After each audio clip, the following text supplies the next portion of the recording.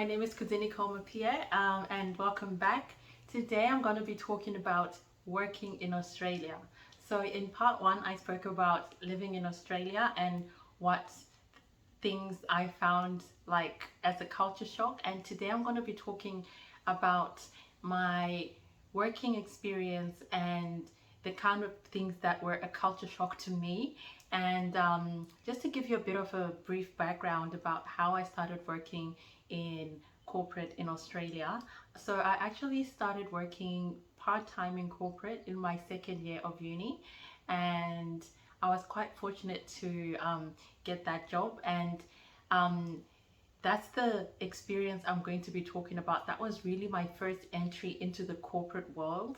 And I think as a uni student with, still adjusting to the uni life and the culture shock that I was facing there, getting into the workplace was like another layer of culture shock that I experienced. So the first thing that I found was that Australians value experience over qualifications.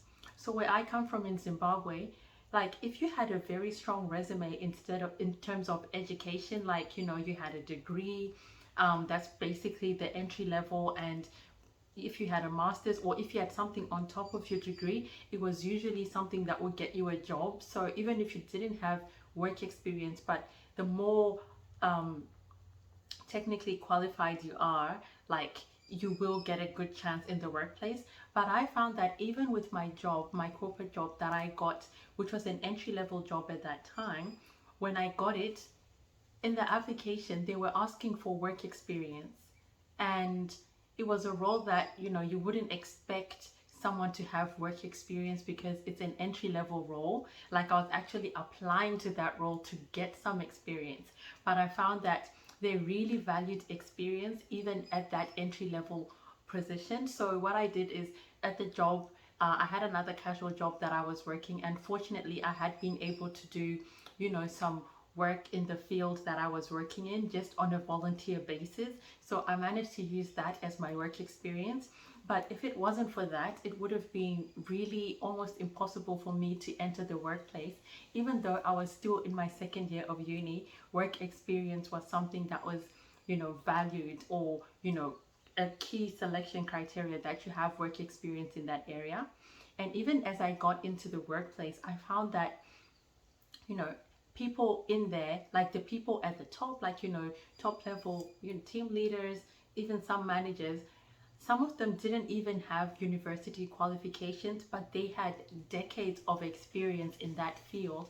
And that's what kind of got them the job that they had in a higher position. So I quickly found out that, what, you really need to get your work experience up, even if you are still at uni. Like find somewhere to do like stuff that in your field on a volunteer basis, because when you do get into the workplace, they will, really value that work experience. So that was the first thing that was a bit of a culture shock to me, because that's not how we usually do things back home. And I remember I'm just gonna talk you through like my first day in a corporate job. Like it was like culture shock upon culture shock. Like it was just so crazy.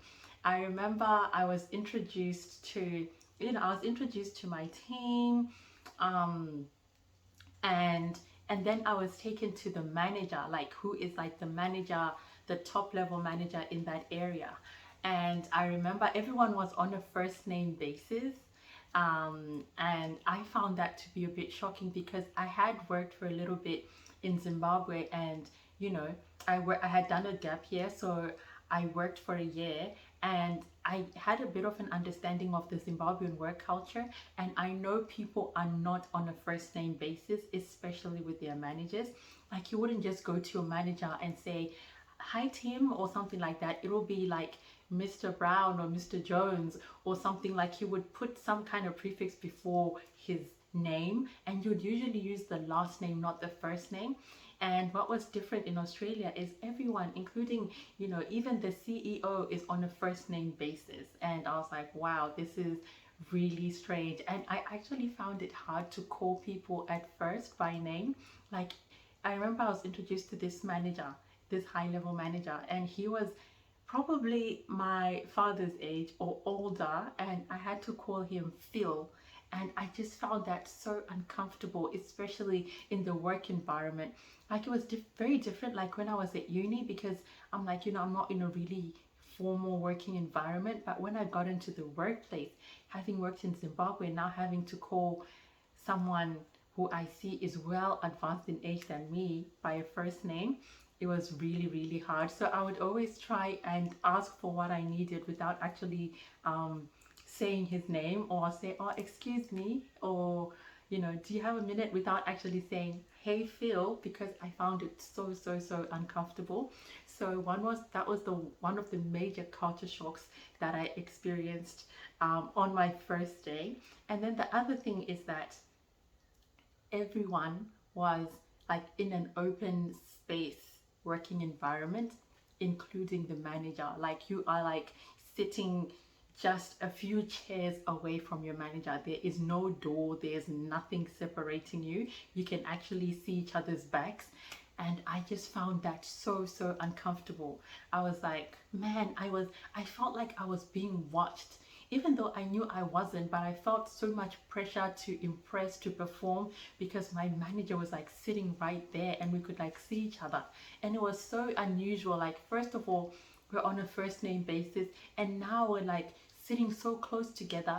It was like, I quickly noticed that Australia has a very small power distance.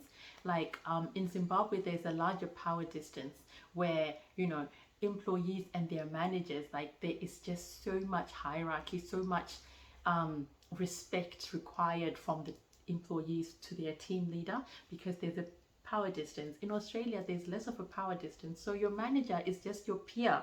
Like it's not like your boss, like in that sense that I used to feel in Zimbabwe. Like, oh, if I see a manager, I'm like, yeah, that's really the boss. But here it was like, it's just one of the teammates, but he's just in a higher position. And it was just such a culture shock to me. I just felt like so self-conscious in everything that I was doing, because I felt it was such an uncomfortable working environment, like just sitting with everyone, and everyone's just talking. Like if you want to talk to someone 2 desks down, you can just say, hey Sally, where.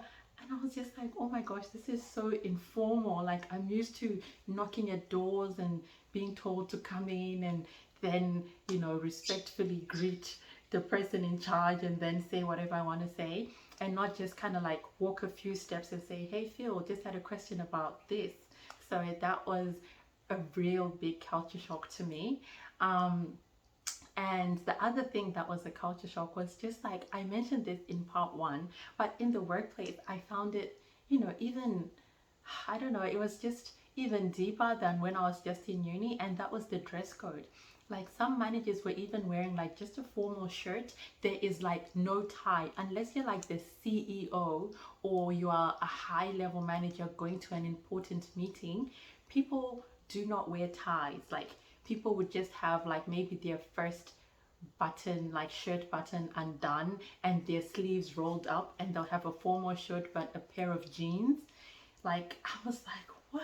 Like is this corporate? Because when I was thinking of corporate, I was thinking like everyone's gonna be in a suit and tie, it's gonna be really formal, but it really wasn't like that. It was very casual, even in terms of dressing. And even if someone wore, it was usually like, maybe like those chino pants and a formal shirt, or or people even wore like golf shirts. That's actually acceptable in the workplace as formal wear. So that was a bit of a shock to me, because it really made everything super casual. And over time I started to enjoy the real casual nature of things, and once I started to get used to it and kind of let loose a little bit, yeah, I started to say, hey, it's not too bad. Like, I'm kind of getting used to this, and sitting next to my manager and calling him by a first name basis, and everyone else who's older than me in the workplace, and people who are even more senior, just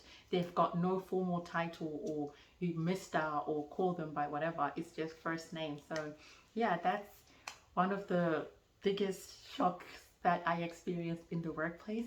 Another thing that this took me a little bit longer than everything else to get used to is how people interact in the workplace. Because you know, when people are at work, it's very formal, like people are really chatty, so you can have like a really in-depth conversation with someone about something, and you're thinking, wow, we're really clicking, like, you know, I think we're friends. And you come to work every day, and you know, this is now your work friend. But outside of work, you kind of like act like you don't even know each other. I found that really strange because, you know, when I was in Zimbabwe, if you're cool at work, you're kind of like cool outside of work. But here, they really separate those relationships. Like work friendships and outside of work friendships are very different unless you actually actively build another relationship outside of work. Don't assume that because you're like really good friends at work, if you see each other outside of work, you'll click. And I'll just give you some examples because, you know, I work in the city, so you don't drive. You always either catch public transport. It's either you catch the bus or the train. So, you know, I would be like on the bus or on the train, and I would see like my workmate, and maybe we would have been having like a good old chat the day before, and I'm like, oh, hi Sally, like I'm all excited, and then just like, hi, and they sit next to me, put their earphones on, and just start listening to whatever they're listening to. I was like, wow, like I thought we were friends, but apparently it just doesn't work like that, I noticed. So yeah, and people feel very comfortable to do that because I've experienced it, you know, with a lot of different people. And to be honest, because I was black in the workplace, at first I thought it was some kind of racism, that, you know, people are just pretending to like me at work, but outside of work they don't really like me. But I started to notice that, you know, it's happening not only with me, it happens with other people, that just that casual hi, hey thing when they're just outside of work. Like when at their work they have like this really deep connection. So yeah, I found that a little bit weird. And another thing, talking about racism, another thing, when I first entered the workplace, something that I assumed to be racism was how people would just kind of go on and, you know, chat. Like people were not actively like talking to me when I first went into the workplace. I was just kind of oriented, sat in my desk, given work to do, and I'm just working, and I could see people are just socializing around me. And at first I thought, they might not like me. I think they don't like me, maybe because I'm black and all that kind of stuff. But what I noticed is in Zimbabwe, like people have a more communal culture. Like people value community, so people really value like making someone feel welcome and really reaching out to that new person to make them feel welcome. But here in Australia, like if you're the new person, you have to make the effort to fit in and to make friendships and to introduce yourself. So what I started to notice was people who would come and join the organization after me would fit in more and kind of like find their way and find friendships. And I'm like, so what's wrong with me? How come I'm still kind of like feeling like the new girl? And then I started observing what they were doing. They would come in on their first day, they would go around like to everyone in the team, introduce themselves. Hey, I'm Peter, whatever, whatever. This is what I'm about, or whatever, this is where I've worked before. And they would kind of build that connection right from the get-go. And I'm like, oh, so you have to make this effort yourself. So yeah, I kind of had to catch up and, you know, do a bit of groundwork that I had missed. So, and when I did that, I found that, you know, I was fitting in a lot easier at work. And I'm like, okay, so I understand the Australian work culture is all about you being, you know, making the effort to actually connect with people, to introduce yourself, and don't assume just because you're new, people are gonna flock to you and make you feel comfortable. Yeah, and another thing, probably like the last thing that I found to be, you know, quite shocking, like, you know, quite a big adjustment was uh, in the informal culture, how, you know, if you want to talk to your manager, for example, about something that I would be considering like serious, maybe it's something about the work that I'm doing, or some challenges I'm facing, or something quite serious, or even if my manager wanted to talk to me about something serious, they'll just be like, hey, can we catch up for a coffee and talk about this? And I'm like, coffee? Like I thought this was something serious. So I noticed that, you know, it's Australia has a very big coffee culture. So catching up over coffee is something that's very normal, and now I find it to be very normal. And I used to be very, I had worked in a place that was a little bit more formal, that if you wanted to go and meet your higher level manager for something serious, you would book a meeting, you know book a time, make sure you're on time, knock on their door, sit, make sure that you're sounding professional and all that. And I found that here it wasn't as formal, it was more casual. Like, even if it was something serious, you could just go and say, hey Peter, do you have 5 minutes? I just need to talk to you about something. And they're like, yeah, let's go grab a coffee. And then that's it. That's like the whole formal meeting set up. So I'm like, wow, this is quite interesting. And I actually, when I came to Australia, I actually did not drink coffee. I used to hate coffee. I used to think it was so strong. I was more just a tea drinker. But ever since I started working in corporate, I am like, I need to have my cup of coffee every day, pretty much, because I'm so used to the coffee culture, and that when you're at work you have coffees, you catch up over coffee. And if you don't drink coffee, like, it's, of course you can order something else, but it's just, I just kind of got into the whole coffee culture, and I started enjoying coffee and starting to have my own preferences of the coffee I like and how strong I like it and stuff. But that was totally not me before moving to Australia. So yeah, that was basically my experience entering into a corporate environment in Australia. And yeah, I just hope this video will help someone who's probably maybe actually living in Australia but not working in corporate, and wanting to transition that way, or you're in another country altogether and you just want to find out what's the corporate culture like in Australia.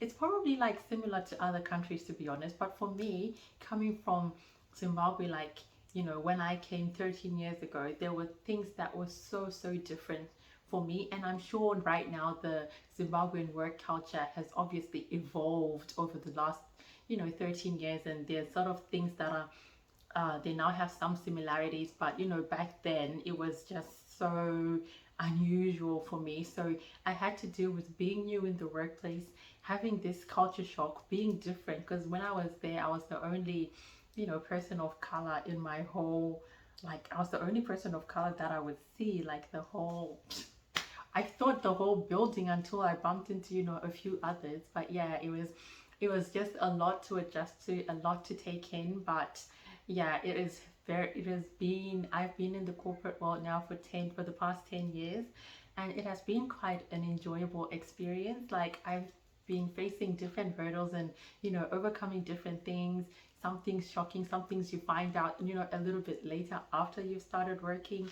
But yeah, it's basically managed to adjust to it, and just kind of assured myself that this, being a bit kind to yourself, because you are actually experiencing culture shock, plus being new in an organization. Like, you're not just the new girl, you're the new girl who's not familiar with the current culture. So that's a bit of a double whammy, if you might call it. So yeah, that was my experience in Australia. So yeah, I hope you enjoyed that, guys, and I'll see you in my next video.